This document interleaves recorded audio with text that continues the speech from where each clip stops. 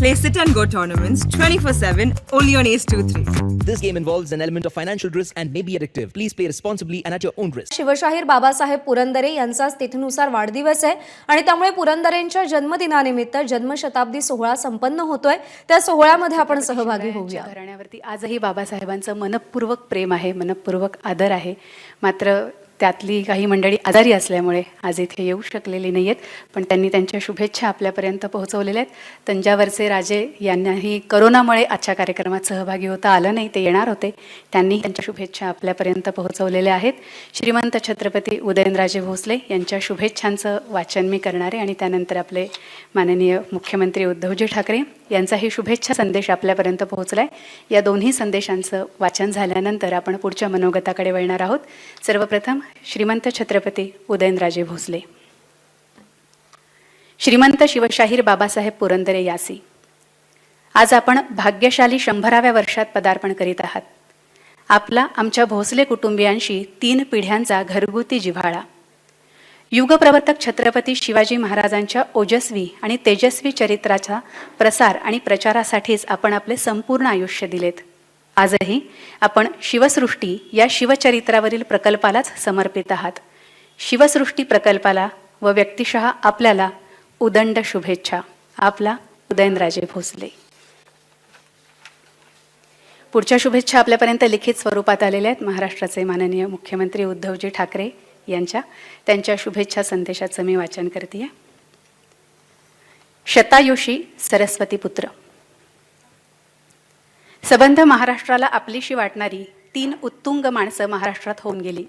ते म्हणजे ज्ञानोबा, तुकोबा आणि शिवबा.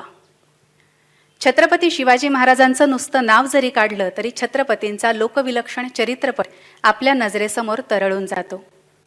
दिल्लीच्या तख्तापुढे न झुकणारा आणि या मातीतल्या लोकांचं स्वराज्य उभारून अवघा महाराष्ट्र स्वाभिमानानं उभा करणारा राजा म्हणून आपल्यासाठी छत्रपती वंदनीय आहेत, पूजनीय आहेत.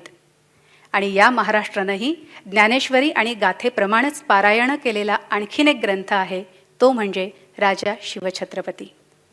या ग्रंथाचे कर्ते शिवचरित्रकार पद्मविभूषण, महाराष्ट्रभूषण शिवशाहीर बाबासाहेब पुरंदरे यांनी नुकतंच वयाच्या 100व्या वर्षात पदार्पण केलं. महाराष्ट्राचा शतकानुशतकांचा इतिहास अवघ्या जगाला सांगणाऱ्या शिवशाहिरांनी स्वतःच्या आयुष्याचं 1 शतक पूर्ण केलं. हा आपल्या सर्वांसाठीच एक मोठा भाग्ययोग आहे. या शतकी पदार्पणाबद्दल सर्वप्रथम मी आदरणीय बाबासाहेबांना शुभेच्छा देतो आणि त्यांना निरोगी आयुष्य लाभो अशी आई तुळजाभवानीकडे प्रार्थना करतो. हिंदू हृदय सम्राट शिवसेना प्रमुख बाळासाहेब ठाकरे आणि शिवशाहीर बाबासाहेब पुरंदरे यांचा प्रदीर्घ ऋणानुबंध होता. थोडा नव्हे तर अगदी 50-60 वर्षांपासून. त्यामुळे आम्हालाही लहानपणापासून शिवशाहीर परिचित होते. त्यांची शुभ्र दाढी, वेश, अगदी शिवकाळातच वावरणारं रमणारं त्यांचं व्यक्तिमत्व आम्ही लहानपणापासून पाहत आलो. त्यांची व्याख्यानं ऐकली. त्यांनी उभारलेलं जाणता राजा हे महानाट्यही अनेकदा पाहिलं. आपल्या लेखणीतून आणि ओजस्वी वाणीतून छत्रपती शिवरायांचं चरित्र गेली 60-70 वर्ष ते सांगतायत. अगदी जगभर जाऊन त्यांनी शिवचरित्र सांगितलं आहे. खरं तर बाबासाहेबांबद्दल काय बोलावं आणि किती बोलावं. आमच्या पिढीला आणि आमच्या मागच्या पिढ्यांनाही छत्रपती शिवाजी महाराज आणि शिवचरित्र समजलं ते केवळ बाबासाहेबांमुळेच. बाबासाहेबांच्या लेखणीत आणि वाणीत शिवचरित्र जिवंत करण्याचं विलक्षण सामर्थ्य आहे. अनेकांनी त्याचा याची देही याची डोळा अनुभवही घेतला आहे. लहानपणी वाढदिवसाला मुलं एखादं खेळणं, खाऊ किंवा फार तर आवडतं पुस्तक भेट मिळावं म्हणून आईवडिलांजवळ हट्ट करतात. पण बाबासाहेबांनी आपल्या वयाच्या 8व्या वाढदिवसाला वेगळाच हट्ट आपल्या वडिलांकडे केला होता, तो म्हणजे सिंहगड पाहायचा. या हट्टाला काय उत्तर द्यावं त्यांच्या वडिलांना कळेना, पण त्यांनी त्यांचा हट्ट पुरवला. त्यांनी आपल्या वडिलांकडून शिवाजी महाराज आणि तानाजी मालुसरे यांच्या गोष्टी ऐकल्या होत्या. त्या कथा त्यांच्यासमोर जिवंत झाल्या. 1930च्या दशकात आपल्या मुलाशी मित्रासारख्या गप्पा गोष्टी करणारे आणि त्यातून कला, इतिहास, भूगोल, स्वातंत्र्य लढा, संस्कृती याचं शिक्षण देणारे वडील बाबासाहेबांना लाभले. चित्रकार वडिलांकडून कलेचा, इतिहासप्रेमाचा, दातृत्वाचा, कडाडणाऱ्या आवाजाचा, जात धर्मभेद न पाळण्याचा, देशभक्तीचा वारसा बाबासाहेबांनी घेतला. त्यातूनच आज अनेक दुर्गप्रेमी, इतिहासाचे अभ्यासक, गिर्यारोहक, लेखक, वक्ते, संशोधक, दिग्दर्शक, अभिनेते, कवी, छायाचित्रकार घडले आहेत, घडत आहेत. पुण्याजवळच्या सासवड गावातील सरदार पुरंदरेंच्या वंशातला एक तरुण शिवचरित्राचा अभ्यास करू लागला आणि पुढे जेजुरीच्या खंडेरायाचा भंडारा भाळी मिरवत, गळ्यात तुळजाभवानीचा टाक लेवून आणि हातात शिवचरित्राचा अखंड तेजोमय पोत पाजळीत हा सह्याद्रीचा गोंधळी महाराष्ट्रभर बेभान होऊन नाचला, गायला. शिवचरित्राला सोप्या, गोड, रसाळ भाषेत महाराष्ट्राच्या प्रत्येक अंगणात तुळशीच्या रोपटाप्रमाणे रुजवत गेला. बाबासाहेबांनी सांगितलेलं शिवचरित्र महाराष्ट्र रसात भिजलेलं आणि मुरलेलं आहे. महाराष्ट्राच्या मातीचा कस्तुरीहूनही मोहक असा गंध या शिवचरित्राला लाभलेला आहे. मात्र हे सगळं लिहिताना, सांगताना सत्याचा धागा किंचितही सुटलेला नाही. या ठिकाणी आवर्जून आठवण काढली पाहिजे, ती म्हणजे गो. नि. दांडेकर यांची. ज्या अवघड सह्याद्रीच्या सहाय्याने छत्रपतींनी स्वराज्य उभं केलं, त्या सह्याद्रीच्या अवघड वाटा आजच्या महाराष्ट्राला परिचित करून देण्यात त्यांचा मोठा वाटा आहे.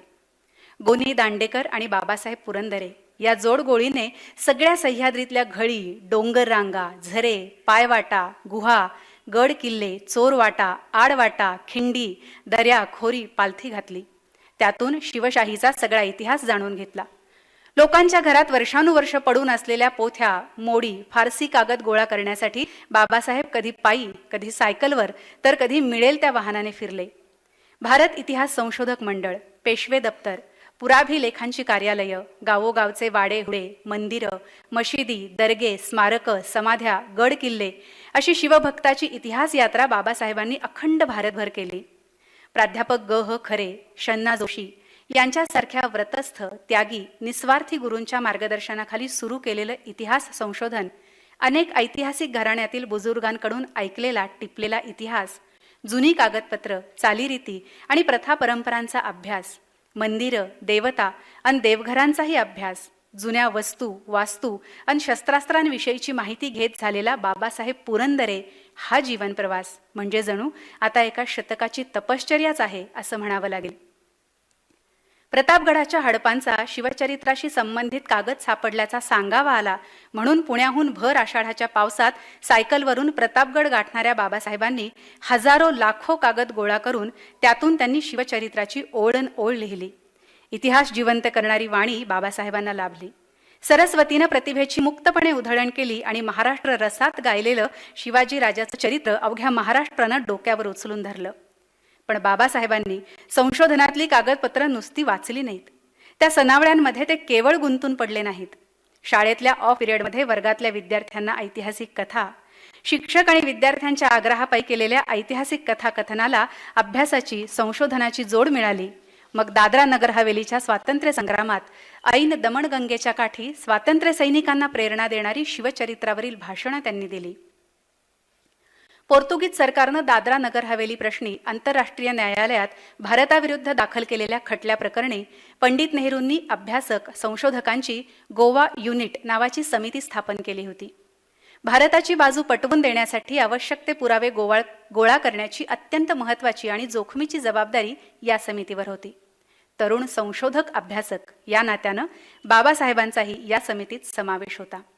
भारताच्या बाजूनं पुरावे गोळा करण्यासाठी त्यांनी जीव धोक्यात घालून काम केलं होतं. एक स्वातंत्र्य सैनिक म्हणूनही बाबासाहेबांच्या या योगदानाची दखल घेणं जरुरीचं आहे.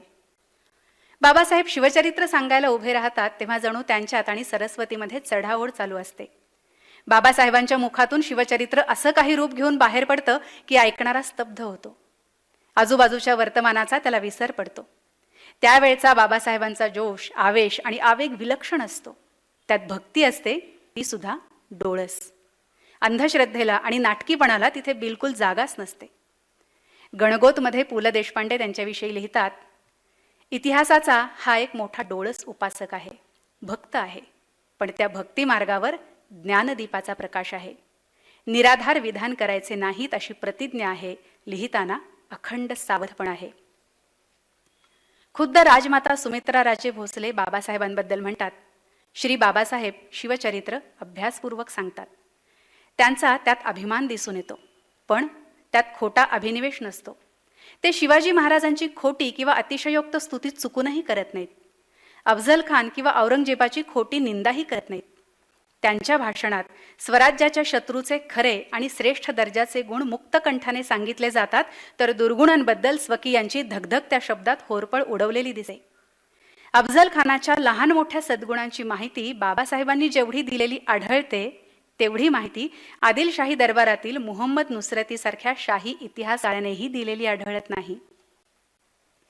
महाराष्ट्राचे पहिले मुख्यमंत्री यशवंतराव चव्हाण, वसंतदादा पाटील, माजी पंतप्रधान अटल बिहारी वाजपेयी, इतिहास संशोधक न.र. फाटक, कवी कुसुमाग्रज, सेतू माधवराव पगडी, शिवाजीराव भोसले, नरहर कुरुंदकर अशा अनेक दिग्गजांनी बाबासाहेबांच्या कार्याचा गौरव केला आहे.